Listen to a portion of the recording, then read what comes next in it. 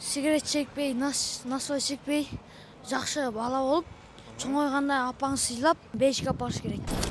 Бейишке кирүүнү ар бир адам каалайт. Бирок ошол бейишке кирүү үчүн кандай амал кылыш керек? Азыр биргеликте чогуу сурамжылоо кылып көрөбүз. Бейишке кириш үчүн эмне кылыш керек деген? Куран окуш керек, намаз окуш керек, дуа кылыш керек. Балдар дуа кылса, Аллах тез кабыл алат да. Ибадат кылыш керек, тафсир тартыш керек, намазды көп окуш керек дагы. Өтө кыйын суроо болчу. Эң биринчи мусулман болуш керек. Ла иляха иллаллах Мухаммад расулуллах деп иман келтириш керек. Бейишке кириштин ачкычы ошол да. Өлүп атканда шахадын айтып, анан кийин Меккеден намаз окуп өлүп калсаң, бейишке киресиң. Бейишке кириш үчүн аялын кызганыш керек. Анткени пайгамбарыбыздан айтылган хадис бар, кимде-ким аялын кызганмаса, бейишке кирбейт дейт.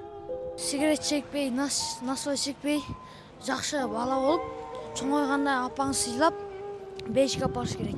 Бейишке киришилик үчүн Аллах Тааланын өкүмдөрүнө толук моюнсунуш керек.